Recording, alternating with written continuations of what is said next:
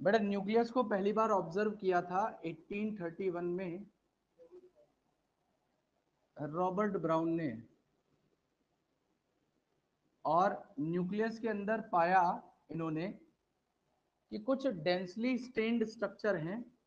मतलब वो 1879 में किया गया था, जो मैं अब बता रहा हूं उसको किया था एक फ्लेमिंग नाम के पर्सन थे। फ्लेमिंग ने क्या किया था, न्यूक्लियस के अंदर कुछ डेंसली स्टेन्ड स्ट्रक्चर को देखा था।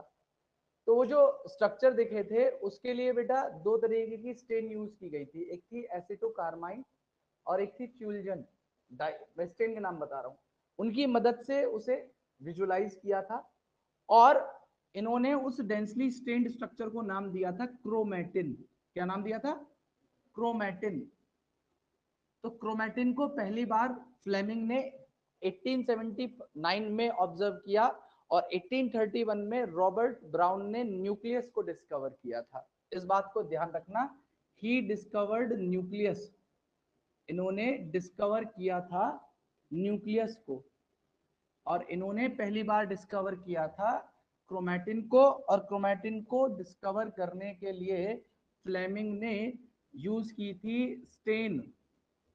तो स्टेन्स कौन सी थी? स्टेन थी एसिटो कार्माइन या फ्यूल्जीन। ये दो स्टेन थी जिनकी मदद से इन क्रोमैटिन्स को देखा जा सका। क्लियर है मेरी बात आपको? अब आगे की बात ध्यान से सुनिएगा। अगली बात यह है कि बेटा नॉर्मली नॉर्मली हर सेल में एक न्यूक्लियस होता है। जनरली हर सेल में एक न्यूक्लियस होता है, लेकिन कुछ एक्सेप्शनल कंडीशन है जहां पे आपको दो न्यूक्लियस या मल्टीपल न्यूक्लियस भी देखने के लिए मिल सकती है। न्यूक्लियस नहीं मिलेगा तो उसे एन्यूक्लिएटेड कंडीशन कह देते हैं।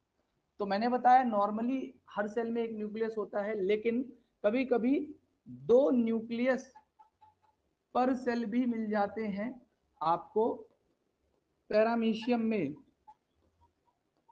पैरामीशियम में, ठीक है।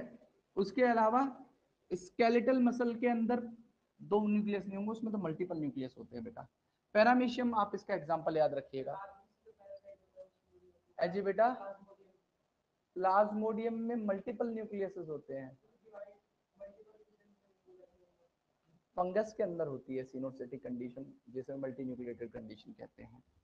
और मल्टीपल न्यूक्लियस मल्टीपल न्यूक्लियस पर सेल आपको मिलेंगे कहां कहां पे? सबसे पहला एक एग्जांपल है बेटा ओपेलिना। ओपेलिना एक यूकैरियोटिक पैरासाइट है जो फ्रॉग की इंटेस्टाइन में मिलता है। उसके अंदर मल्टीपल न्यूक्लियस पर सेल मिलते हैं। यूकैरियोट, ध्यान रखना इस बात का। दूसरा, स्केलेटल मसल्स में आपके बहुत सारी न्यूक्लियस हो सकते हैं, मल्टी न्यूक्लिएटेड कंडीशन होती है हमारी जो स्केलेटल मसल्स हैं। और आपका एक एग्जांपल और है फंजाई, इनके अंदर आपको मल्टीपल न्यूक्लियस देखने के लिए मिलेंगे पर सेल में। और ए न्यूक्लिएटेड कंडीशन, जहां पे न्यूक्लियस नहीं होता, ए न्यूक्लिएटेड कंडीशन आपको दो जगह पे मिलती है जहां पे न्यूक्लियस एब्सेंट है। जहां पे न्यूक्लियस एब्सेंट है, तो वो कंडीशन कहां है? सबसे पहला है mature mammalian RBC. Mature mammalian RBC, जहां पे आपको न्यूक्लियस नहीं मिलता। और एक है बेटा sieve tube cells. Sieve tube cell, जहां पे आपको न्यूक्लियस नहीं मिलेगा। तो ये तो न्यूक्लियस से रिलेटेड बहुत बेसिक इंफॉर्मेशन मैंने आपको बताई। अब बात कर लेते हैं कि न्यूक्लियस का स्ट्रक्चर क्या होता है। मैं लिखने का मौका दूंगा, आराम से लिख लेना। अब बात कर लेते हैं न्यूक्लियस के स्ट्रक्चर की, कि न्यूक्लियस के अंदर आपको क्या क्या देखने के लिए मिलता है। तो किसी भी टिपिकल न्यूक्लियस के स्ट्रक्चर को अगर हम देखेंगे तो उसमें जो सबसे पहला पार्ट मिलता है वो है बेटा न्यूक्लियर एनवलप। न्यूक्लियर एनवलप दो मेम्ब्रेन से मिलके बना हुआ है। यहाँ पे न्यूक्लियर एनवलप में दो मेम्ब्रेन होती है, इनर मेम्ब्रेन और आउटर मेम्ब्रेन, इनर मेम्ब्रेन और आउटर मेम्ब्रेन। इस आउटर मेम्ब्रेन के ऊपर ध्यान रखना, इनर मेम्ब्रेन हमेशा स्मूथ होती है, ये हमेशा स्मूथ होती है क्योंकि इसके ऊपर राइबोसोम नहीं होते, लेकिन आउटर मेम्ब्रेन के ऊपर आपको राइबोसोम और आरईआर, राइबोसोम और आरईआर इसके ऊपर प्रेजेंट मिल सकती है न्यूक्लियस के आउटर मेम्ब्रेन के ऊपर।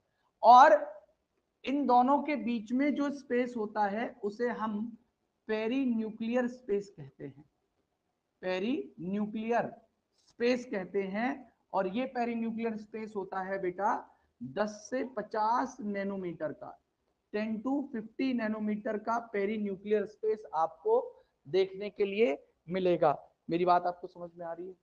अब अगली बात ध्यान से सुनिएगा, ये तो रही बात न्यूक्लियर एनवलप की, लेकिन न्यूक्लियर एनवलप हर जगह कंटिन्यू नहीं होता। न्यूक्लियर एनवलप कुछ कुछ जगहों पे एब्सेंट होता है, और जिन जगहों पे न्यूक्लियर एनवलप एब्सेंट होगा उन जगहों को न्यूक्लियर पोर कहा जाता है। क्या कहते हैं उसे? Nuclear pore. और न्यूक्लियर पोर मिनिमम 1000 हो सकते हैं किसी न्यूक्लियस में, 1000, और मैक्सिमम लाखों तक जा सकते हैं इनका नंबर। तो दूसरी जगह है न्यूक्लियर पोर। अब ये न्यूक्लियर पोर क्यों होती है, तो ध्यान से सुनिएगा बेटा, साइटोप्लाज्म और न्यूक्लियस के बीच में आरएनए आरएनए और राइबोसोम का एक्सचेंज इन्हीं न्यूक्लियर पोर के थ्रू हो पाएगा। मतलब कहने का ये है कि अगर ये न्यूक्लियर एनवलप था, ये न्यूक्लियर एनवलप था, ये न्यूक्लियर एनवलप बना रहा हूं मैं आपके सामने, यहाँ पे ये न्यूक्लियर एनवलप बना रहा हूं, तो यहाँ पे ये न्यूक्लियर पोर हो गए, न्यूक्लियर पोर हो गए, ठीक है। तो ये सबसे आउटर मोस्ट, ये आउटर मेम्ब्रेन हो गई, ये इसकी आउटर मेम्ब्रेन हो गई, ये इसकी इनर मेम्ब्रेन हो गई, ये दोनों के बीच में पेरी न्यूक्लियर स्पेस हो गया, पेरी न्यूक्लियर स्पेस हो गया। और ये जो जगह है इसे मैं कह रहा हूं न्यूक्लियर पोर, इसे मैं कह रहा हूं न्यूक्लियर पोर। इसके अंदर साइटोप्लाज्म जैसा कंटेंट होता है पूरा, जो इसके अंदर फ्लूइड मैट्रिक्स प्रेजेंट होगा उसको कहते हैं न्यूक्लियोप्लाज्म। क्या कहते हैं उसे? न्यूक्लियोप्लाज्म। और न्यूक्लियोप्लाज्म के अलावा आपको यहाँ पे इस तरीके से डीएनए का जो मटेरियल है वो क्रोमेटिन या इन फाइबर की फॉर्म में मिलेगा। तो ये हो गया इसका क्या? Chromatin, chromatin. और उसके अलावा कुछ आपको नॉन मेम्ब्रेन स्ट्रक्चर इसके अंदर देखने के लिए मिलेंगे जिन्हें न्यूक्लियोलस कहा जाता है, जिन्हें क्या कहते हैं? न्यूक्लियोलस कहते हैं। अभी बताऊंगा सबके बारे में, अभी तो मैं ऐसे ही प्रिसाइजली बता रहा हूं, अभी डिटेल में भी बात करेंगे। अभी तो मैंने बस हल्का सा इससे एक्सप्लेन किया है। तो मैंने आपको बताया कि ये तो रहा न्यूक्लियर एनवलप, उसकी outer inner membrane perinuclear space कितना था 10 से 50 नैनोमीटर का, ये थी न्यूक्लियर पोर। न्यूक्लियर पोर के थ्रू क्या होगा, जैसे देखो ये न्यूक्लियस है तो बाहर इसके चारों तरफ सेल होगी, तो उसका साइटोप्लाज्म भी होगा। मतलब कहने का ये है कि ये बड़ी सी सेल है, तो न्यूक्लियस तो ये है, तो ये हाँ बाहर जो है ये क्या है इसका, ये इसका साइटोप्लाज्म है, ये इसका साइटोप्लाज्म है, और यहाँ पे ये न्यूक्लियस है, ये इसका न्यूक्लियस है। तो इनके बीच में कोई भी चीज अगर एक्सचेंज होगी, एक्सचेंज होगी, वो किसके थ्रू होगी? न्यूक्लियर पोर के थ्रू होगी। और मेनली क्या एक्सचेंज करते हैं? ये राइबोसोम को और आरएनए को। आरएनए भी स्पेशल कौन सा? MRNA, messenger RNA. क्यों? मैसेंजर आरएनए बनता कहां पे है? न्यूक्लियस के अंदर। मैंने आपको एंडोमेम्ब्रेन सिस्टम पढ़ाया था तो याद करिए, मैंने क्या बताया था? इस तरीके से न्यूक्लियस बनाया था, ये डीएनए था, डीएनए से आरएनए बनाया था, आरएनए को बाहर भेजा था, इसके ऊपर राइबोसोम अटैच हुए थे, तब जाके प्रोटीन बनी थी। याद आया आपको? तो इस आरएनए को क्या कहूंगा? Messenger RNA. और इस मैसेंजर आरएनए के ऊपर कौन बाइंड करेगा? राइबोसोम। तो इन दोनों का एक्सचेंज कहां से हो पाएगा? न्यूक्लियर पोर के थ्रू हो पाएगा। क्लियर है मेरी बात सभी को? तो यहाँ पे क्या हुआ, न्यूक्लियर पोर क्या करता है बेटा? न्यूक्लियर पोर का काम है एक्सचेंज करवाना। क्या करवाना? एक्सचेंज को करवाना। किसका? आरएनए का। और आरएनए के साथ साथ किस चीज का? राइबोसोम्स का। किसके साथ? With cytoplasm. किसके साथ में? साइटोप्लाज्म के साथ में। ये काम होगा किसका, न्यूक्लियर पोर का।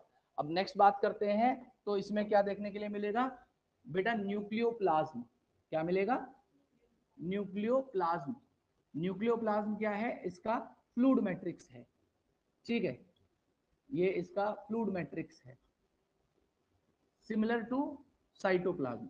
किसके सिमिलर होगा वो, जैसे सेल के अंदर साइटोप्लाज्म होता है, या लिख लीजिए similar to gel matrix present in cytoplasm.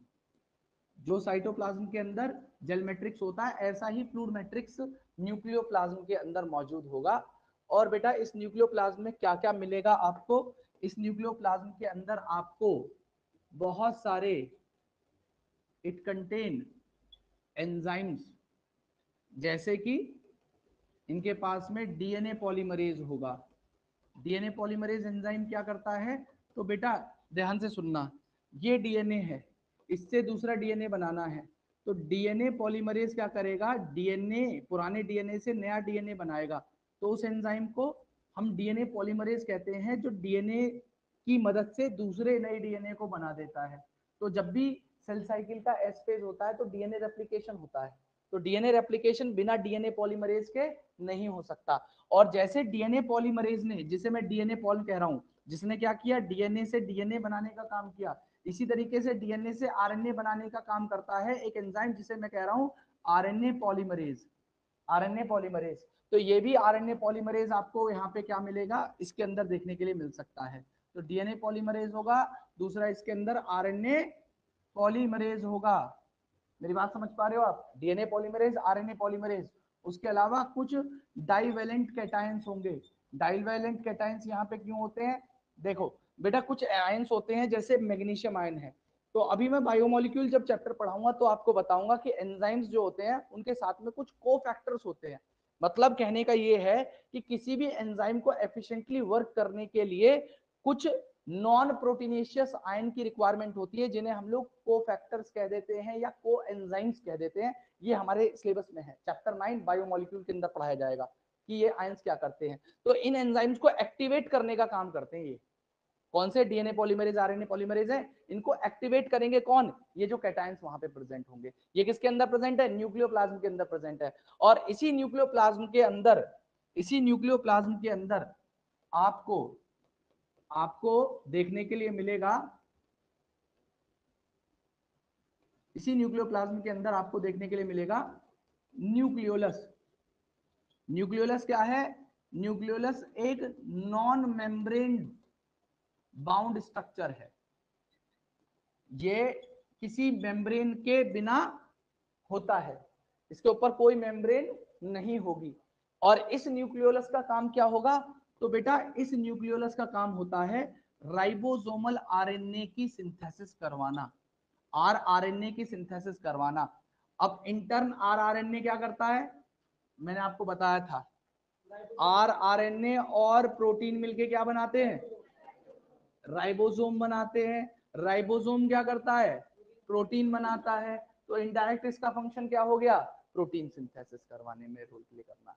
तो ये क्या करवा रहा है, आरआरएनए बना रहा है। आरआरएनए आगे चल के क्या करेगा, राइबोसोम बना पाएगा, और राइबोसोम होगा तो प्रोटीन बनेगी। तो ये काम है किसका, न्यूक्लियोलस का। मेरी बात आपको समझ में आ रही है कि यहाँ पे न्यूक्लियोप्लाज्म के अंदर न्यूक्लियोलस ने क्या किया। अब नेक्स्ट बात हमने क्या करी थी, न्यूक्लियोप्लाज्म हो गया, न्यूक्लियोलस हो गया। नेक्स्ट है बेटा, जो किसी सेल में आपको देखने के लिए मिलता है, वो है क्रोमैटिन। क्या है, क्रोमैटिन। अब बेटा इस क्रोमैटिन के बारे में ध्यान से सुनिएगा। देखिए अगर आप किसी इंटरफेज स्टेज के न्यूक्लियस को देखते हैं, इंटरफेज न्यूक्लियस को देखें, इंटरफेज न्यूक्लियस का मतलब जानते हो आप क्या होता है, दो फेजेस होते हैं सेल साइकिल या सेल डिवीजन के अंदर। एक होता है इंटरफेज, क्या होता है, इंटरफेज, और दूसरा होता है M phase. M phase main phase होता है, माइटोटिक फेज कहते हैं उसे, ठीक है। क्या बेटा, कि इंटरफेज न्यूक्लियस को आप देखेंगे तो इंटरफेज न्यूक्लियस के अंदर आपको क्रोमैटिन फाइबर मिलता है, और यही chromatin fibre further further coiling कर लेता है, या कंडेंसेशन कर लेता है, और कॉइलिंग और कंडेंसेशन करने के बाद में ये बना लेगा क्रोमोसोम को। किसको बना लेगा? क्रोमोसोम को। अब ध्यान से सुनना मेरी बात, ये जो क्रोमैटिन फाइबर यहाँ पे था, ये किस चीज का बना हुआ था? तो इसमें दो चीजें थी, एक था डीएनए, क्या था? डीएनए, और दूसरा उसके साथ में थी हिस्टोन प्रोटीन। कौन सी थी? Histone protein. हिस्टोन प्रोटीन का डिटेल पढ़ेंगे, इनके टाइप भी होते हैं, H1 histone, H2A, H2B, H3, H4 histone 12th में है, ठीक है, इनका पूरा डिटेल पढ़ेंगे। पैकेजिंग ऑफ डीएनए एक टॉपिक है, क्लास 12 चैप्टर 6। अब नए सिलेबस के हिसाब से chapter 5 molecular basis of inheritance, शुरुआत वाला पार्ट है, उसी के अंदर पढ़ाया जाता है। तो हिस्टोन प्रोटीन क्या करती हैं? ये पैकेजिंग में हेल्प करती हैं, पैकेजिंग ऑफ डीएनए में मदद करती हैं।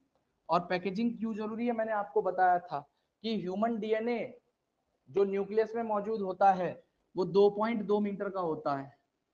अब मैंने आपको बताया था कि सेल ही पूरी 10 से 20 माइक्रोमीटर की है, तो चलो मान लो न्यूक्लियस इसका 5 माइक्रोमीटर का है, उस 5 माइक्रोमीटर में 2.2 मीटर का डीएनए कैसे फिट करना है, तो उसको स्पेशल पैकेजिंग कराई जाती है, जिसको करवाने में ये हिस्टोन प्रोटीन अपना रोल प्ले करती है। मेरी बात समझ में आई कि पैकेजिंग क्यों करनी जरूरी थी? क्यों? क्योंकि डीएनए की लेंथ बहुत ज्यादा बड़ी थी। कितना डीएनए था? 2.2 मीटर डीएनए था पर सेल। पर सेल कह रहा हूं मैं, पूरी डीएनए की बात नहीं कर रहा, हर सेल के न्यूक्लियस में 2.2 मीटर का डीएनए मौजूद है। मेरी बात समझ में आ रही है आपको? तो यहाँ पे क्या हुआ, पैकेजिंग तो हो गई, चलो बहुत अच्छी बात है, आपको ये बात समझ में आ गई, ठीक है। अब इसके साथ साथ और क्या मिलेगा इस क्रोमैटिन में? इस क्रोमैटिन में डीएनए और हिस्टोन तो होगा ही होगा, लेकिन इसके अंदर आपको कुछ नॉन हिस्टोन प्रोटीन और आरएनए भी मिलते हैं। नॉन हिस्टोन प्रोटीन भी होंगी इसके अंदर, और आरएनए भी होंगे, ठीक है। ये चारों चीजें मिलकर क्रोमैटिन फाइबर को बनाती हैं। क्रोमैटिन फाइबर कैसा देखने में लगता है? तो क्रोमैटिन फाइबर ऐसा देखने के लिए मिलता है, देखो ये हिस्टोन प्रोटीन है, ये हिस्टोन प्रोटीन है, ये हिस्टोन प्रोटीन है, और इसके ऊपर ऐसे करके डीएनए रैप कर जाता है, ऐसे करके डीएनए रैप कर जाता है, ऐसे करके डीएनए रैप हो जाता है। किसका? ए बेटा,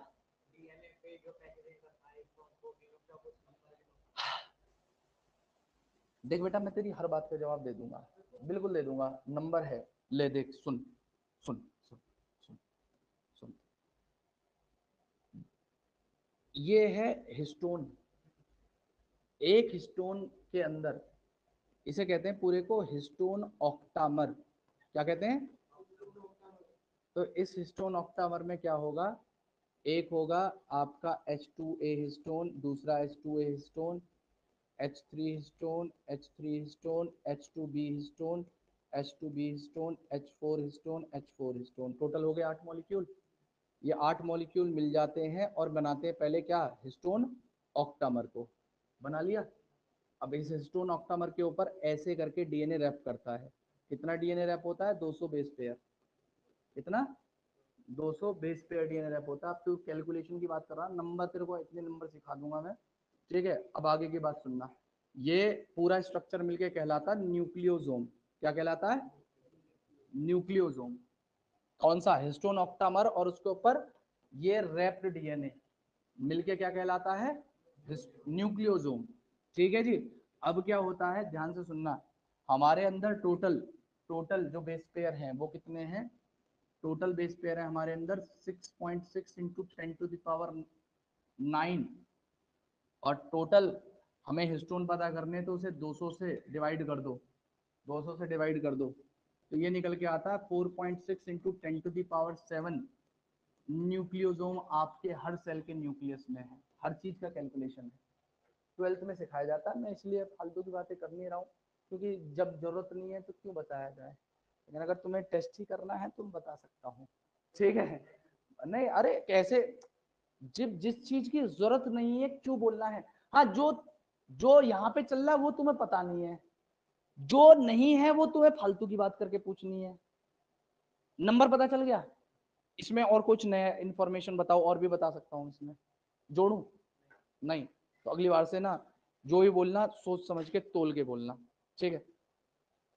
अरे बेटा मेरी बात सुन, मेरे कई हजार घंटे हो गए इन्हें पढ़ाते हुए, कई हजार घंटे, कई हजार, सोते हुए भी पढ़ा सकता हूँ, सोता हुआ, नींद में उठा के भी पूछेगा ना तो तब भी पढ़ा सकता हूँ, किसी भी स्टेज में पढ़ा सकता हूँ बैठ के। जब ऑनलाइन क्लास पढ़ाता था ना तो आंख बंद करके ऐसे पढ़ा सकता हूँ, मैं पढ़ा सकता हूँ, इतना इतनी मेरी कमांड है इस चीज के ऊपर, मैं बोल रहा हूँ तेरे से, ठीक है। अब इसीलिए जिस चीज की रिक्वायरमेंट जहाँ पे होती है, देखो यहाँ पे मैं इन सब चीजों को इसलिए बता रहा हूँ क्योंकि एमसीक्यू आपको मिल जाएंगे जो मैंने आपको दिए हुए हैं, तो उनको सॉल्व करना है तो वो बात बतानी है। हालांकि आपके एनसीईआरटी में सब एग्जिस्ट करता नहीं है, अगर आप एनसीईआरटी को देखो तो कुछ नहीं है ये सब, लेकिन हाँ 12th नीट में आता है, 12th के सिलेबस में भी आता है ये सारा पार्ट। अगर आपका अब मजबूत है ना तो 12th भी आपका मजबूत मानना, ठीक है जी। अब आगे की बात सुनना, यहाँ पे क्या हुआ, ये जो स्ट्रक्चर है इस स्ट्रक्चर को हम लोग कहते हैं बेटा बीड ऑन स्ट्रिंग स्ट्रक्चर। क्या कहते हैं इसे? बीड ऑन स्ट्रिंग स्ट्रक्चर हम लोग नाम देते हैं इसे। मतलब ये हमें देखने के लिए ऐसा मिलता है, बीड का मतलब होता है मोती और स्ट्रिंग का मतलब होता है धागा। तो ये हमें ऐसा अपीयर होता है या ऐसा प्रतीत होता है कि इस मोती के ऊपर धागे को लपेटा गया है। इस तरीके के स्ट्रक्चर को बीड ऑन स्ट्रिंग स्ट्रक्चर कहा जाता है। क्रोमेटिन बनाता है ये किसके साथ में मिलके, ये जो थे ये कौन था, हिस्टोन के साथ में। किसके साथ में मिलके? हिस्टोन और डीएनए दोनों ने मिलकर बीड ऑन स्ट्रिंग स्ट्रक्चर की फॉर्मेशन करवाई। अब यहां तक की बात समझ में आ गई होगी आपको। तो मैंने आपको यहाँ पे बताया कि क्रोमेटिन फाइबर ने फर्दर कॉइलिंग एंड कंडेंसेशन किया और क्रोमोसोम की फॉर्मेशन करवा ली। अब हम क्या कर सकते हैं, इसी टॉपिक को बढ़ाते हैं कि क्रोमेटिन जो होता है उस क्रोमेटिन को भी दो कैटेगरी में बांटा गया है। किस बेसिस पे? On the basis of staining, कि उसे स्टेन किया जाएगा। मैंने अभी फिर से डाई का नाम बता रहा हूं या स्टेन का, एस्टोकार्मेन और फ्यूजन। ये दो स्टेन है जिनकी मदद से डीएनए को स्टेन किया जाएगा और स्टेन करने के बाद में इस क्रोमेटिन को दो कैटेगरी में बांट दिया जाता है। एक को कहते हैं यूक्रोमेटिन और दूसरा होता है हेट्रोक्रोमेटिन। दूसरा होता है हेट्रोक्रोमेटिन। मेरी बात आपको समझ में आ रही होगी। अब ये जो यूक्रोमेटिन है ये कैसे कहलाएगा, ध्यान से सुनना। ये अनकॉइल्ड स्ट्रक्चर है, हेट्रोक्रोमेटिन हाईली कॉइल्ड स्ट्रक्चर है। ध्यान से सुनिएगा, ये अनकॉइल्ड है, ये हाईली कॉइल्ड स्ट्रक्चर है। अब मैंने इसके ऊपर दोनों के ऊपर स्टेन डाला तो आप फिर से याद करिए, gram positive gram negative bacteria, दोनों में से कौन ज्यादा रिटेन करेगा? हेट्रोक्रोमेटिन ज्यादा करेगा। तो ये स्टेन करेगा कैसा? लाइट, इट स्टेन लाइट, और ये स्टेन करेगा डार्क। ठीक है, ये स्टेन करेगा डार्क।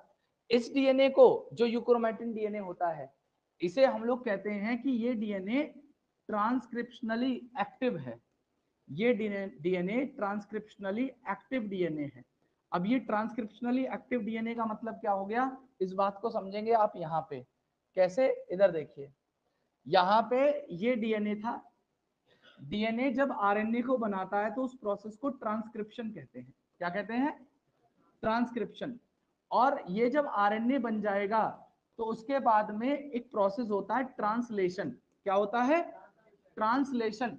और इस ट्रांसलेशन में क्या होता है, इस आरएनए पे ये राइबोसोम बाइंड करते हैं और किसकी सिंथेसिस होती है? प्रोटीन की सिंथेसिस होती है। तो ध्यान से सुनिएगा मेरी बात आप। अगर जो डीएनए आपका इस तरीके से अनकॉइल्ड है और एक डीएनए हाईली कॉइल्ड है और कंडेंस्ड है, तो जो हाईली कॉइल्ड और कंडेंस्ड डीएनए होगा, आप सिंपल सी बात बताइए, अगर किसी एंजाइम को किसी सबस्ट्रेट के ऊपर एक्ट करना है, एंजाइम का नाम है डीएनए पॉलीमरेज, तो डीएनए पॉलीमरेज एफिशिएंटली इस ओपन साइट पे ज्यादा काम कर पाएगा या इसके ऊपर काम कर पाएगा? ओपन साइट के ऊपर ज्यादा एफिशिएंटली वर्क हो सकता है। तो अगर डीएनए से आरएनए बनना है, मतलब सपोज करो इसके ऊपर आरएनए पॉलीमरेज को बाइंड करके आरएनए बनाना था, तो ये डीएनए ज्यादा आइडियल या सुटेबल था ट्रांसक्रिप्शन को करवाने के लिए। और अगर इसके ऊपर बाइंड करता तो ऑलरेडी ये काफी ज्यादा कंडेंस्ड है, उसके ऊपर एंजाइम एक्ट नहीं कर पाएगा, नहीं कर पाएगा। तो ये डीएनए इनएक्टिव डीएनए होगा और ये डीएनए ट्रांसक्रिप्शनली एक्टिव डीएनए होगा। तो जो यूक्रोमेटिन है वो क्या होगा? Transcriptionally active. और ये क्या होगा? Transcriptionally inactive. तो यही बात यहाँ पे बताई गई है क्या, कि ये ट्रांसक्रिप्शनली एक्टिव हो गया तो दूसरा वाला क्या हो जाएगा? ट्रांसक्रिप्शनली इनएक्टिव हो जाएगा। अगर ये वाला जो डीएनए है जिसे मैं कह रहा हूं, फालतू का कैलकुलेशन करवा दिया, ठीक है, जिसे मैं कह रहा हूं ये अनकॉइल्ड, अनकॉइल्ड और नॉन कंडेंस्ड, क्या कह रहा है तू, क्या बड़बड़ा रहा है, कौन परेशान कर रहा है? पैरों को तेरे को काबू में नहीं रखा जाता, पैरों को तेरे को काबू में नहीं रखा जाता, तेरे को परेशान कर रहा है तू इसे। कितना अच्छा लड़का है देख, परेशान होता है ये, तू परेशान भी होता है, तुझे कोई परेशान भी कर सकता है। घर पे अकेला रहता है तू, तो इसलिए लोगों के साथ नहीं बैठ सकता। ऐसे कहा गया हाईली कॉइल्ड, ये हाईली कॉइल्ड और हाईली कंडेंस्ड है। अब ध्यान से सुनना, ये तो हो गई क्रोमेटिन की बात। अब बात करेंगे क्रोमोजोम भी तो बनता है, तो क्रोमोजोम कैसे बनेगा, वो कैसे बनेगा उसकी बात कर लेते हैं। मैंने पता नहीं कितना सारा लिख दिया बेटा। ये क्रोमेटिन, एमलेस लाइफ नहीं जीनी है, लाइफ में एम रखना है हमेशा, ओरिएंटेड, डायरेक्शन, एम्स। देख क्या कह रहा है, एम्स, बीएमसी में चले जा, यूसीएमएस में मौलाना आजाद पकड़ने के लिए खड़े बाहर। वो कह रहे थे जो भी लड़का तुम्हारे यहाँ पे ना पढ़ता हो उसे बताना, उसे हम सेलेक्ट करके ले जाएंगे सीधा। और वो एम्स एम्स नहीं, हार्वर्ड वाले आए थे एक दिन तो, ठीक है। इधर देखो, क्रोमेटिन क्या करेगा बेटा, कॉइल करेगा, कॉइलिंग एंड कंडेंसेशन करेगा। है बेटे, कंडेंसेशन कैसे होती है, देख बेटा, कोई चीज को आप कॉम्पैक्ट कर दीजिए तो कंडेंस्ड हो गया वो चीज। मतलब कोई चीज पहले बड़ी थी, जैसे लोहे का एक रॉड था, आपने क्या किया, उसे ठोक ठोक के ठोक ठोक के पीट पीट के इतना छोटा कर दिया तो कंडेंस्ड है वो। तो ऐसे ही क्या हुआ, जब क्रोमेटिन था तो ऐसे थ्रेड जैसा था, आपने क्या किया, ऐसे कॉइल किया तो साइज में ही छोटा हो जाएगा ना, जब कॉइलिंग हो जाएगी इसकी तो उसे कहते हैं कंडेंस कहना, ठीक है, कंडेंसेशन करना। तो यहाँ पे क्रोमेटिन ने क्या किया बेटा, क्रोमोजोम की फॉर्मेशन करा दी। क्रोमोजोम कैसे बनेगा, तो बेटा क्रोमोसोम की फॉर्मेशन ऐसे होती है, ध्यान से देखना, इधर सभी लोग देखिए। देखिए दो क्रोमेटिन, एक क्रोमेटिन ये हो गया, एक तो ये हो गया, और दूसरा क्रोमेटिन ये हो गया। ये दो क्रोमेटिन, इनके अंदर एक प्राइमरी कॉन्स्ट्रिक्शन होता है इस पॉइंट पे। मतलब प्राइमरी कॉन्स्ट्रिक्शन का मतलब क्या है, कि जैसे ये था, जब भी क्रोमोसोम बनाए तो आपने ऐसा देखा होगा, हमेशा बीच में से उसे छोटा पतला बीच में से कर देते हैं। मतलब this part is known as constrict, constriction मतलब बीच में दब जाना, कॉन्स्ट्रिक्ट हो जाना, तो this is known as primary constriction. तो दोनों प्राइमरी कॉन्स्ट्रिक्शन से ये दोनों जुड़ जाते हैं, ठीक है। और जिस प्राइमरी कॉन्स्ट्रिक्शन से ये दोनों जुड़ते हैं उस पॉइंट को हम लोग कहने लग जाते हैं। अच्छा, दो क्रोमेटिन थे, ध्यान रखना, और ये दोनों क्रोमेटिन साथ में मिलकर क्या कहते हैं, सिस्टर क्रोमेटिड। दोनों क्या कहलाएंगे, सिस्टर क्रोमेटिड, ठीक है जी। अब इनमें जिस पॉइंट पे जुड़े हैं उस प्राइमरी कॉन्स्ट्रिक्शन वाले पॉइंट को हम कहेंगे सेंट्रोमेयर। क्या नाम देंगे, सेंट्रोमेयर। अब ध्यान से सुनिएगा, तो किसी क्रोमोसोम के अंदर आपको क्या क्या देखने के लिए मिलेगा, तो देखो एक क्रोमेटिन ये हो गई और दूसरी क्रोमेटिन ये जुड़ गई ऐसे करके, दोनों सिस्टर क्रोमेटिड ऐसे जुड़ गई हैं। तो ये आपका एक पूरा का पूरा ये क्रोमोसोम का स्ट्रक्चर मैंने आपके सामने बना दिया है, ठीक है। अब इसमें ये जो बीच वाला पॉइंट था इसे मैंने नाम दिया था क्या, सेंट्रोमेयर, है ना। इसके एंड को कहते हैं टीलोमर्स, मैंने पढ़ाया था आपको, क्या कहते हैं इन्हें, टीलोमर। और बेटा यहाँ पे ना एक डिस्क लाइक स्ट्रक्चर मौजूद होता है, जहाँ सेंट्रोमेयर होता है यहाँ पे इसको कहते हैं हम लोग काइनेटोकोर। क्या कहते हैं, काइनेटोकोर। काइनेटोकोर का काम क्या होता है, सेल डिवीजन जब होगा तो ये क्रोमोसोम है, ये रहा, ये स्पिंडल फाइबर यहाँ पे आके अटैच होते हैं, किससे, स्पिंडल फाइबर किससे अटैच होंगे, काइनेटोकोर से। मेरी बात समझ पा रहे हो आप, तो ये काइनेटोकोर का काम होता है। अब ये तो रहा प्राइमरी कॉन्स्ट्रिक्शन, लेकिन कभी कभी कुछ क्रोमोसोम के अंदर सेकेंडरी कॉन्स्ट्रिक्शन भी हो जाता है, ठीक है। जैसे सपोज करो ये तो क्रोमोसोम है, हर क्रोमोसोम में नहीं होगा सेकेंडरी कॉन्स्ट्रिक्शन।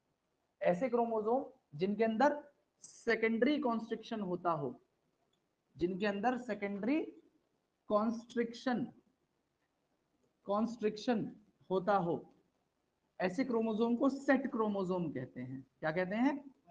सेट क्रोमोसोम कहते हैं। सेट क्रोमोसोम वाले क्रोमोसोम कौन कौन से हैं? तो 5 पेयर हैं, 5 पेयर हैं, 5 पेयर हमारे अंदर सेट क्रोमोसोम है। कौन कौन से?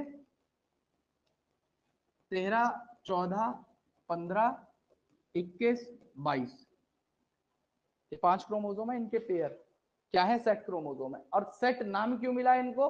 तो इधर देखिए, यहां पे ये तो रहा आपका प्राइमरी कॉन्स्ट्रिक्शन, ये इसके ऊपर एक और देखो, ये प्राइमरी है, प्राइमरी कॉन्स्ट्रिक्शन है, इसके ऊपर यहाँ पे क्या हुआ? सेकेंडरी कॉन्स्ट्रिक्शन हो गया एक और बार, और इसके ऊपर और क्रोमोसोम प्रेजेंट है। ये वाला जो पार्ट है, ये कह दिया मैंने सेकेंडरी कॉन्स्ट्रिक्शन हो गया, इसके अंदर फिर से दब गया ये।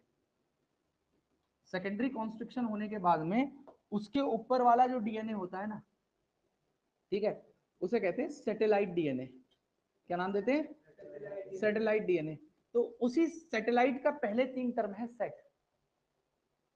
उसी सैटेलाइट के पहले 3 वर्ड से मिलके बना है सेट। मेरी बात समझ पा रहे हो आप? और इस सैटेलाइट डीएनए के पास में क्या होगा? तो इस सैटेलाइट डीएनए के पास में जनरली आपको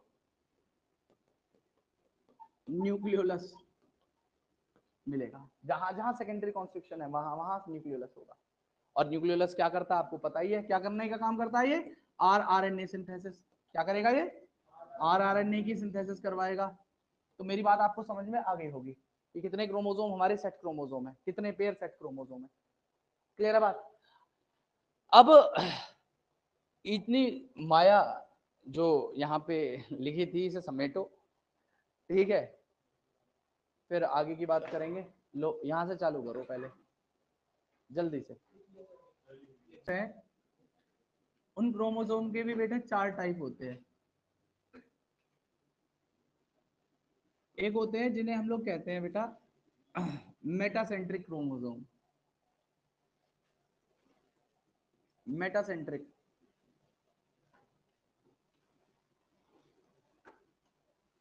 क्रोमोसोम, या इन्हें आइसोब्रेकियल भी कहते हैं, क्रोमोसोम भी कहते हैं, या इन्हें मीडियन क्रोमोसोम भी कहते हैं। इसे बंद कर लोगे झुंझुने क्यों? मीडियन क्रोमोसोम भी कहते हैं, लिख लो।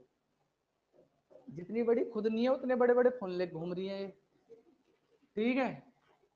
अब यहाँ पे क्या होगा? मेटासेंट्रिक आइसो ब्रैकियल या मीडियन क्रोमोसोम का मतलब क्या है? यहाँ पे बेटा जो इसकी दोनों आर्म्स होंगी, ऊपर वाली, अरे क्या हो गया है? किसको देख के हंस रहे हो तुम? अबे कुछ नशा वशा करके आए हो सारे के सारे, तुम्हें किस बात पे हंसी आ रही है? बेटा इस क्रोमोसोम में क्या होगा? इसकी जो दोनों आर्म्स हैं, ऊपर वाली और नीचे वाली, दोनों जो आर्म्स हैं, बोथ आर्म्स इसकी इक्वल होंगी। बोथ आर्म इसकी क्या होंगी? अब मैं सिर मार लूं इसमें? पढ़ा लेने देगा मुझे देवता? हाथ जोड़ू तेरे।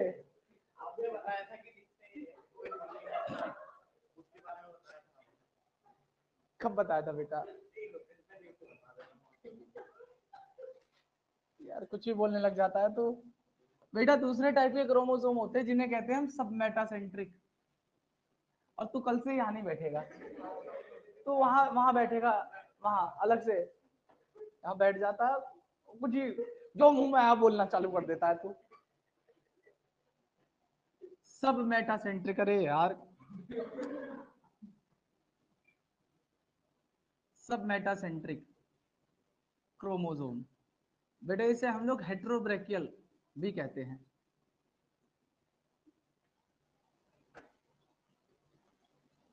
या इन्हें सब मीडियन क्रोमोसोम भी कहते हैं।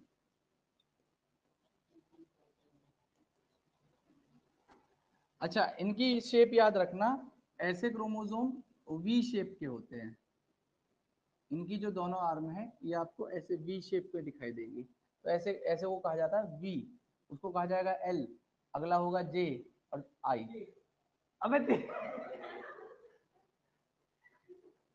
वी एल जे आई, ये 4 शेप होती है, याद रख लेना इसकी, वी एल जे आई। तो बेटा यहाँ पे सबमेटासेंट्रिक क्रोमोसोम कैसे होंगे? सबमेटासेंट्रिक क्रोमोसोम में क्या होगा, इनकी एक आर्म ऊपर वाली छोटी हो जाएगी और नीचे वाली आर्म बड़ी रहेगी, इसके कंपैरिजन में थोड़ी सी बड़ी होगी।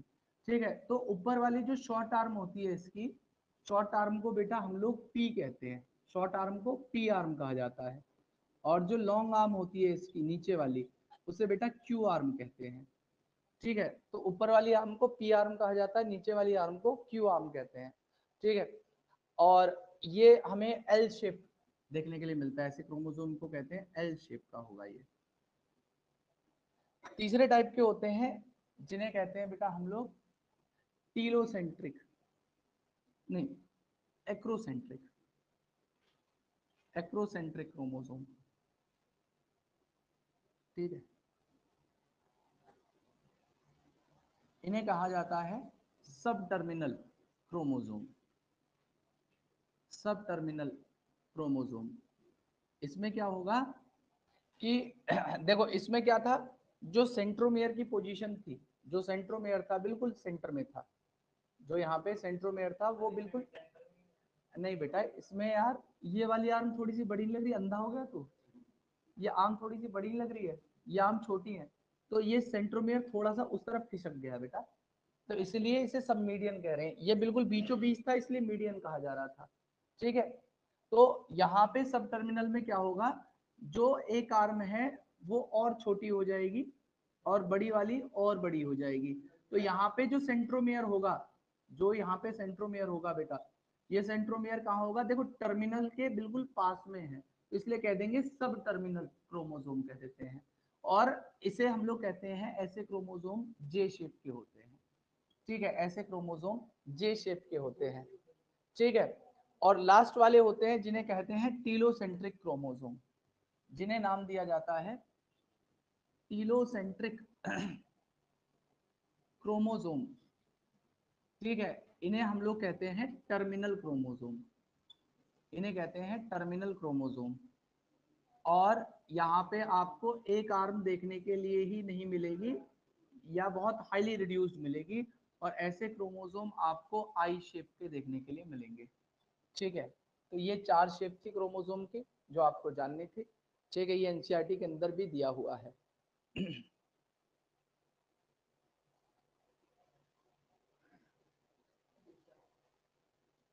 बेटा उसमें एक आर्म बिल्कुल रिड्यूस हो गई है ही नहीं नाम मात्र की भी, इसलिए कहते हैं उसे टर्मिनल, बिल्कुल गायब हो गई है वो, टर्मिनस पे सेंट्रोमियर मौजूद है।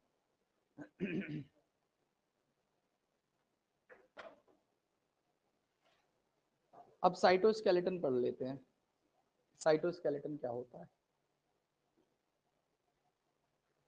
हटा दूं इसे? बना लो भाई, जल्दी बना लो यार।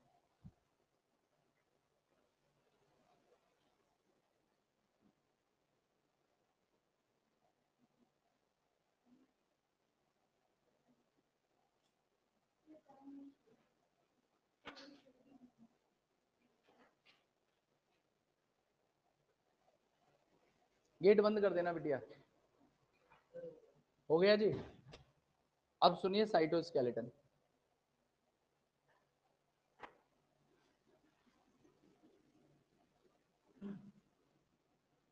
बेटा नाम से ही पता चल रहा है, यहाँ पे साइटो मतलब सेल का स्केलेटन के बारे में बात करनी है, मतलब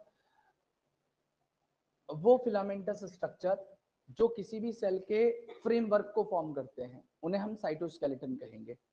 तो ये साइटोस्केलेटन क्या होते हैं, ये मैं इसी स्टेटमेंट्स में लिखाऊंगा, यहाँ पे मैं शॉर्ट पॉइंट्स में समझाऊंगा, डायग्राम के साथ में समझाऊंगा, लेकिन इसे मैं लैंग्वेज में लिखवाऊंगा। ठीक है, वहां पे तो फ्लो चार्ट बन सकते थे, इसमें फ्लो चार्ट बनने वाला कोई ऐसा वो नहीं है, स्कोप नहीं है। ठीक है, तो मैं यहाँ पे समझा दे रहा हूँ कि साइटोस्केलेटन क्या होते हैं। ये बेटा एक्सट्रीमली माइन्यूट, बहुत छोटे, एक्सट्रीमली माइन्यूट, फिलामेंटस मतलब फिलामेंट जैसे, प्रोटीनेशियस, प्रोटीनेशियस फाइबर्स होते हैं जो स्ट्रक्चरल फ्रेमवर्क बनाते हैं किसी भी सेल का। और इनके साइटोस्केलेटन के मेन काम क्या है? देखो इनका जो मेन काम होता है, इनके जो तीनों, मतलब अभी मैंने इनको कैटेगराइज नहीं किया, इनको कैटेगराइज करूंगा। इनका काम होता है सेल को शेप देने में, बेटा सेल की मोटिलिटी के अंदर ये जो है अपना रोल प्ले करेंगे। उसके अलावा ये सीलिया फ्लैजिला बनाते हैं, और उसके अलावा बेटा माइटोटिक एपरेटस भी ये फॉर्म कर लेते हैं। अब यहाँ पे हमें 3 टाइप के साइटोस्केलेटन की बात करनी है। सबसे पहला जो इसका टाइप होता है साइटोस्केलेटन का, उन्हें कहते हैं हम माइक्रोट्यूब्यूल, उनको कहते हैं हम माइक्रोट्यूब्यूल। दूसरे टाइप के होते हैं जिन्हें कहते हैं माइक्रोफिलामेंट, माइक्रोफिलामेंट। और तीसरा टाइप होता है इनका जिन्हें कहते हैं बेटा हम लोग इंटरमीडिएट फिलामेंट, जिन्हें हम नाम देते हैं इंटरमीडिएट फिलामेंट। ठीक है, अब ध्यान से सुनिएगा। ये जो माइक्रोट्यूब्यूल है इसको बनाती है एक प्रोटीन जिसे कहते हैं ट्यूब्यूलिन। और इस ट्यूब्यूलिन प्रोटीन के भी क्या होते हैं बेटा, ये एक नॉन कॉन्ट्रैक्टाइल प्रोटीन है, ये एक नॉन कॉन्ट्रैक्टाइल प्रोटीन है। और इस ट्यूब्यूलिन के जो स्ट्रक्चर है इसमें 2 यूनिट होती हैं, एक अल्फा और एक बीटा, ये 2 फाइबर हैं ऐसे। तो ऐसे 13 प्रोटोफिलामेंट मिलते हैं, ऐसे ही 13 प्रोटोफिलामेंट अल्फा बीटा वाले 13 प्रोटोफिलामेंट मिलके इसके स्ट्रक्चर को बनाते हैं। 1 2 3 4 5 6 7,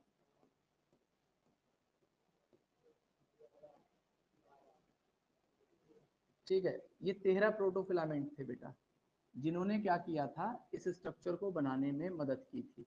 ठीक है, 13 प्रोटोफिलामेंट थे जो यहाँ पे क्या करेंगे, इन माइक्रोट्यूब्यूल को बनाते हैं। अब ध्यान से सुनना, इनकी जो हॉलो बीच में खाली जगह रह जाती है इसे कहते हैं हॉलो कोर। ये 15 नैनोमीटर की होती है, ये 15 नैनोमीटर की होती है। और जो पूरा ये जो स्ट्रक्चर होगा ट्यूबुलिन का, ये आपका 25 नैनोमीटर का हो जाता है। कितना हो जाता है? 25 नैनोमीटर का होता है ये पूरा का पूरा स्ट्रक्चर। और इसे, इनकी जो असेंबली है, देखो ये एक साथ जुड़ गए आके, इनकी जो असेंबली है वो असेंबली डिपेंड करती है उस सेल के अंदर जीटीपी और कैल्शियम आयन की कंसंट्रेशन क्या है। उसमें जीटीपी मतलब ग्वानिन ट्राइफॉस्फेट जो एनर्जी मॉलिक्यूल है, और कैल्शियम वो कितना है। अगर कैल्शियम आयन ठीक ठाक कंसेंट्रेशन में है तो ये यूनिट्स एक साथ एसोसिएट करके इस माइक्रोफिलामेंट को बना लेंगी। और ध्यान से देखना कितना माइन्यूट है बेटा, नैनोमीटर्स में है इसका साइज, मतलब 10⁻⁹ कितना छोटा सा पार्ट है ये। अब इनके फंक्शंस क्या होंगे, तो बेटा इनके फंक्शंस ध्यान से सुनिएगा, इनके फंक्शंस सुनिएगा। देखिए सबसे पहला बेटा, यही ट्यूबुलिन प्रोटीन क्या करती हैं, बेसल बॉडी बनाती हैं। क्या बनाती हैं? Basal body. किसकी? सीलिया और फ्लैजिला की। किसकी? सीलिया और फ्लैजिला की जो बेसल बॉडी है ये इसी से बनेगी। उसके अलावा यही माइक्रोट्यूब्यूल बेटा सेंट्रोजोम की फॉर्मेशन कराते हैं, और यही सेंट्रोजोम आगे करके स्पिंडल फाइबर बनाएंगे, और यही स्पिंडल फाइबर क्या करते हैं, माइटोटिक एपरेटस की फॉर्मेशन करवाएंगे। लिखने की जरूरत नहीं है, बस समझ लीजिए, माइटोटिक एपरेटस की फॉर्मेशन करवा देते हैं। उसके अलावा इनका काम क्या होता है, इनका काम होता है जैसे किसी मॉलिक्यूल का इंट्रासेलुलर ट्रांसपोर्ट करना है। देखिए इधर देखिए, ये सेल है, इस सेल को शेप देनी है, तो ये नॉन कॉन्ट्रेक्टाइल है, ये चारों तरफ ऐसे फैले हुए हैं, सेल के अंदर दिखते नहीं है, इतने छोटे हैं, ऐसे हैं। तो देखो कोई रिजिड सा नॉन कॉन्ट्रेक्टाइल स्ट्रक्चर जो इस सेल के अंदर ऐसे फैला हुआ हो, तो क्या करेगा, उस सेल को एक शेप दे देगा, नहीं दे देगा? मतलब सेल का स्केलेटन है ये, साइटोस्केलेटन कह रहा हूं मैं इसे। तो ये क्या है, सेल को शेप दे रहे हैं। और बेटा किसी न्यूट्रिएंट को या किसी ऑर्गेनेल को अपनी पोजीशन भी बदलनी होती है ना, तो वो इन माइक्रोफिलामेंट के थ्रू, सॉरी माइक्रोट्यूब्यूल के थ्रू, ऐसे इसको एज अ ब्रिज समझ के इसके साथ साथ लगते लगते लगते लगते लगते लगते ऐसे दूसरी पोजीशन पे आ जाता है।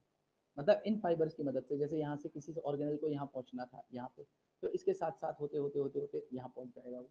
मेरी बात समझ रहे हो? तो इंटरसेलुलर ट्रांसपोर्ट होना किसी न्यूट्रिएंट का है बेटा, नहीं करते हैं, ओवरलैप करते हैं, है बेटा।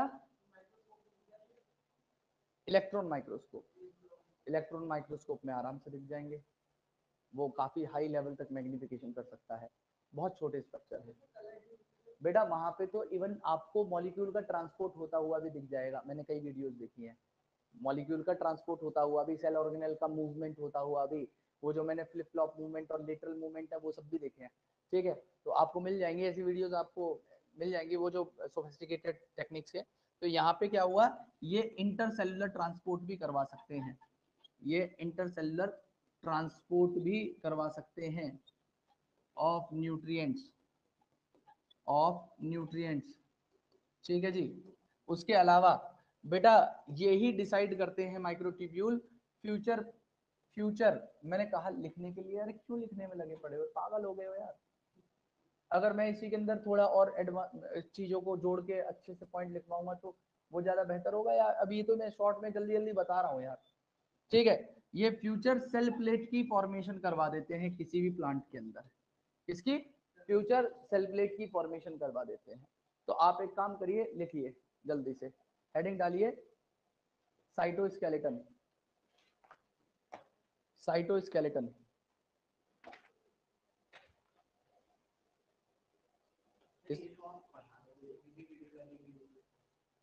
डली हुई है इनफैक्ट, मतलब हो सकता है वो अनलिस्ट हो, उसका लिंक मैं ही दूंगा, मतलब उसमें क्या होगा, अनलिस्ट पड़ी होगी वो वीडियो। मेरी बात समझ पा रहे हो? हाँ डाल दूंगा। ठीक है, इसमें लिखिएगा it is made up of extremely minute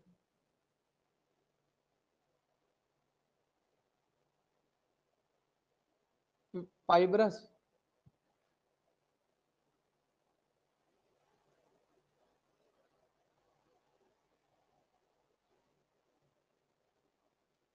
filamentous and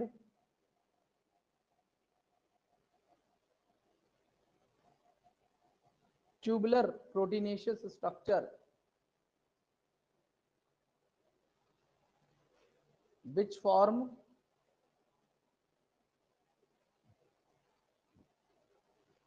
structural framework inside cell। और सबसे पहले लिखिएगा माइक्रोट्यूब्यूल, सबसे पहले लिखिएगा माइक्रोट्यूब्यूल, इसमें लिखिएगा a microtubule are the microtubule are hollow unbranched cylinders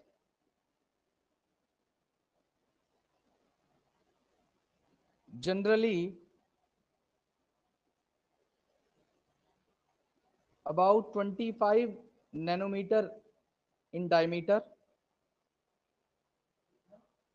25 nanometer in diameter with a hollow core, with a hollow core of about 15 nanometer, hollow core बीच वाला जो पार्ट था about 15 nanometer। नेक्स्ट पॉइंट लिखिएगा the boundary of microtubule is composed of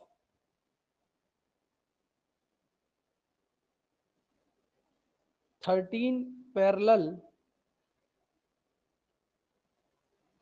protofilament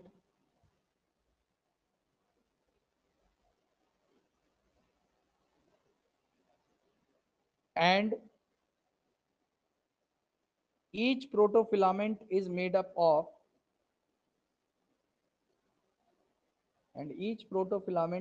up of alpha and beta subunit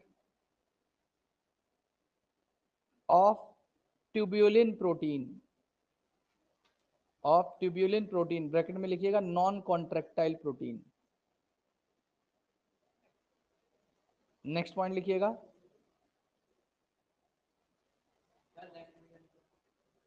non contractile protein. Next लिखिएगा the assembly and disassembly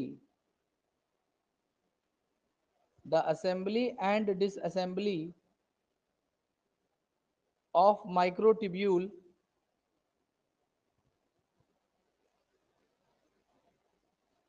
require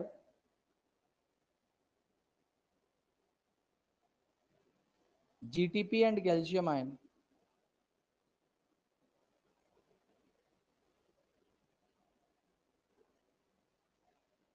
heading डालेंगे आप function.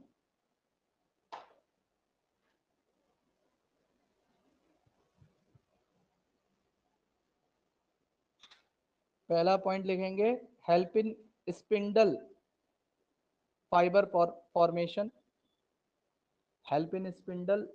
Formation, during cell division.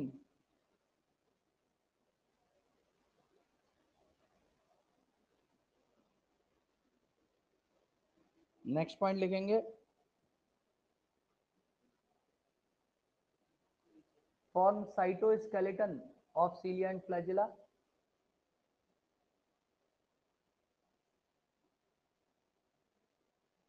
Next लिखेंगे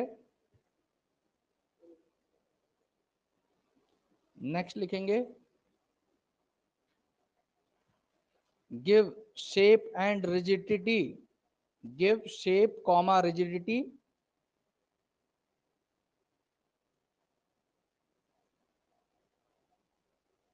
to the cell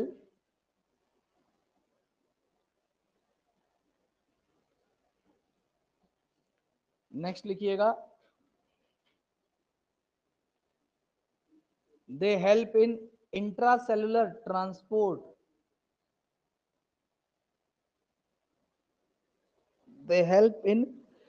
intracellular transport, of nutrient and inorganic ions।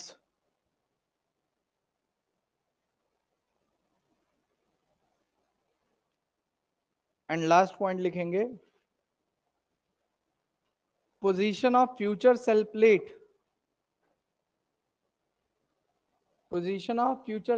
Cell plate जानते हो ना क्या होती है सेल प्लेट, कब होती है सेल प्लेट फॉर्मेशन, मैंने बताया था पढ़ाया हुआ है। सेल प्लेट फॉर्मेशन कब होती है रिदम, कब होती है बेटा सेल प्लेट फॉर्मेशन, याद नहीं है अरे यार अभी तक एक चैप्टर का याद नहीं है कैसे हो। हाँ प्लांट सेल के अंदर जब साइटोकाइनेसिस होती है, खैर क्या ही बोलूं, लिख लिया ये point. Position of future cell plate is determined by microtubule.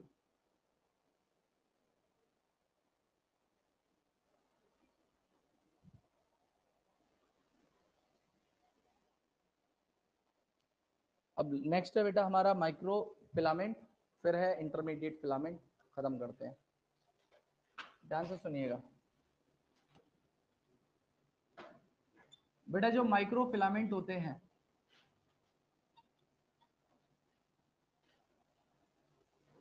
ये बने होते हैं, ये भी आपके हॉलो अनब्रांच स्ट्रक्चर है, जिनको बनाने के लिए कॉन्ट्रेक्टाइल प्रोटीन होती है, और उस कॉन्ट्रेक्टाइल प्रोटीन को कहते हैं हम लोग एक्टिन और मायोसिन। उस प्रोटीन को कहा जाता है एक्टिन और मायोसिन। तो यहाँ पे जो एक्टिन और मायोसिन है ये माइक्रोफिलामेंट को बना रहे हैं।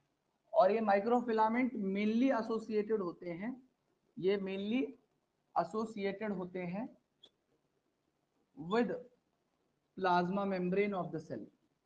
सेल की प्लाज्मा मेम्ब्रेन के साथ में एसोसिएटेड है। तो ये क्या करेंगे सेल को, सेल प्लाज्मा मेम्ब्रेन को। तो आइए इसके फंक्शंस जान लेते हैं। तो इसका सबसे पहला फंक्शन ये है कि ये सपोर्ट करते हैं, ये सपोर्ट करते हैं प्लाज्मा मेम्ब्रेन को। कैसे? क्योंकि ये कॉन्ट्रेक्टाइल प्रोटीन है तो फ्लेक्सिबिलिटी दे सकती है, कॉन्ट्रैक्ट हो सकती है। दूसरा बेटा, अगर कोई चीज कॉन्ट्रैक्ट हो सकती है तो वो प्लाज्मा मेम्ब्रेन आराम से सूडोपोडिया की फॉर्मेशन कर पाएगी, नहीं कर पाएगी? तो ये दूसरा काम क्या करेंगे, सूडोपोडिया की फॉर्मेशन करवा देंगे। इसकी सूडोपोडिया की, जानते होंगे सूडोपोडिया तो बताने की जरूरत नहीं है, ठीक है। सूडोपोडिया के अलावा बेटा जब भी कोई, जैसे सपोज करो, जैसे सपोज करो ये कोई ऑर्गेनिज्म है। अच्छा, सूडोपोडिया के काम जानते हो क्या होता है? What is the function of pseudopodia? Food को एल्गल्फ करने के साथ साथ लोकोमोशन भी करवाता है, लोकोमोट करवाने में भी हेल्प करता है यार। अगर सपोज करो अमीबा को चलना है, तो यहाँ से अमीबा चल के इधर जाना चाहती है, तो क्या करेगी, ऐसे करके सूडोपोडिया बना लेती है। और वो सूडोपोडिया क्या करते हैं, ध्यान से सुनिएगा मेरी बात, वो सूडोपोडिया क्या करते हैं, वो सूडोपोडिया उस जगह पे इस तरीके से बाइंड कर जाते हैं और पीछे से रिट्रैक्ट करके ऐसे खींच लेते हैं अपने आप को। फिर यहाँ पहुंच गए, फिर ऐसे सूडोपोडिया बनेंगे, फिर वहां पे बाइंड करेगा, फिर पीछे से खींच लेगा आगे की तरफ। मेरी बात समझ पा रहे हो? तो जब ये सूडोपोडिया बनेंगे तो इसके अंदर क्या होगा, इसका साइटोप्लाज्म भी तो पास होगा। अरे जैसे सपोज करो यही सेल का पार्ट था, अब इसमें से कोई कोई पार्ट निकल के आ गया, तो यहाँ से जो इसका साइटोप्लाज्म था वो भी तो इधर शिफ्ट होगा, जो इस पार्ट में रहा होगा कभी। तो ये जो इधर से शिफ्ट हुआ है साइटोप्लाज्मिक स्ट्रीमिंग कहलाती है।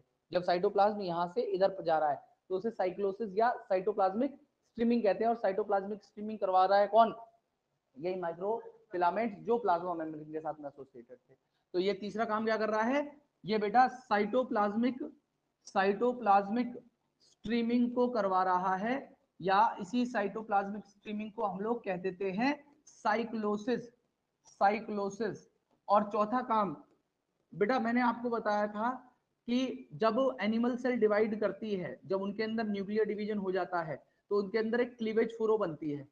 तो क्लीवेज फुरो कब बन पाती है, जब एक्टिन फिलामेंट की रिंग आती है और इसको कॉन्स्ट्रिक्ट करते हुए ले जा रही थी। तो अगर प्लाज्मा मेम्ब्रेन फ्लेक्सिबल ना होती तो क्या ये फुरो बन पाती बीच में? ये जो इस तरीके से बीच में प्रोजेक्शन या इन्वेजाइजेशन जा रहा है, जिसे मैं क्लीवेज फुरो कह रहा हूं, तो अगर प्लाज्मा मेम्ब्रेन के अंदर फ्लेक्सिबिलिटी ना होती तो क्या यहाँ पे क्लीवेज फुरो बन पाती? नहीं बन पाती। तो चौथा काम हो गया इसका, क्या करना, क्लीवेज फुरो की फॉर्मेशन करा देना, दैट्स इट। जल्दी से लिख लीजिए, हेडिंग डालिए, माइक्रोफिलामेंट। इसमें लिखिएगा आप, the microfilament are found in eukaryotic cell. अच्छा याद रखना, ये तीनों ही चीजें यूकैरियोटिक सेल में होती है, प्रोकैरियोट्स में साइटोस्केलेटन नहीं होता, ठीक है। लिखिए इसमें दूसरा point, these are solid unbranched rod like fibre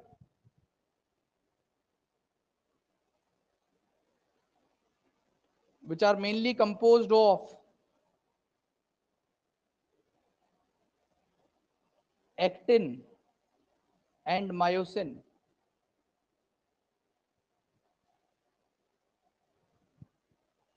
function लिखिएगा,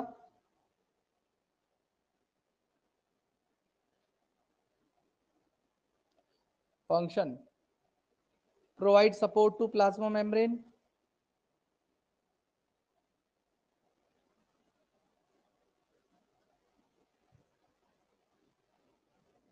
दूसरा involve in cytoplasmic streaming, involved in cytoplasmic streaming and amoeboid movement।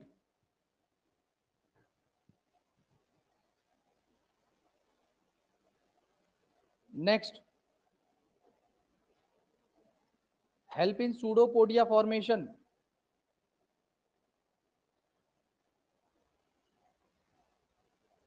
help in pseudopodia formation। And last लिखिएगा फॉर्मेशन ऑफ क्लीवेज फोरो,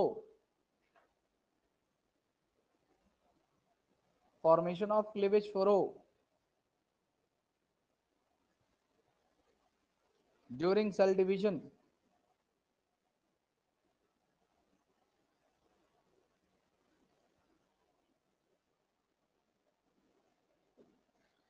हेडिंग डाल लीजिए इंटरमीडिएट फिलामेंट, इसे भी खत्म कर लीजिए, बता दूंगा प्रिसाइजली, 2 ही लाइन लिखनी है इसमें।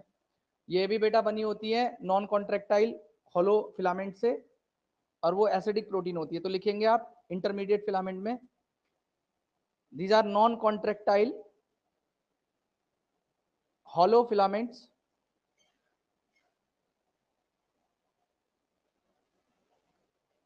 of acidic protein। इनका फंक्शन लिख लेना,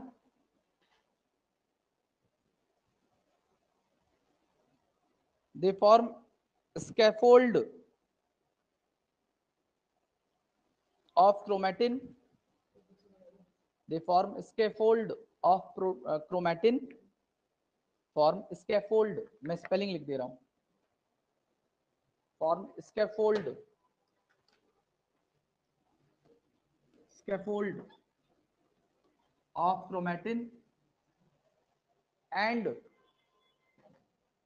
basket around nucleus, basket, basket nuclear basket होती है, दिखा दूंगा अभी डायग्राम इनका, न्यूक्लियस। अब सुनो मेरी बात सुनो, मैंने क्या बताया इंटरमीडिएट फिलामेंट में कि ये भी नॉन कॉन्ट्रेक्टाइल एसिडिक प्रोटीन से बना हुआ स्ट्रक्चर है इंटरमीडिएट फिलामेंट। इसमें 2 फंक्शन बताए गए। पहला बताया गया क्या करना, कि किसी भी क्रोमेटिन के अंदर, क्रोमेटिन के अंदर क्या करता है ये, स्कैफोल्ड का बनाना।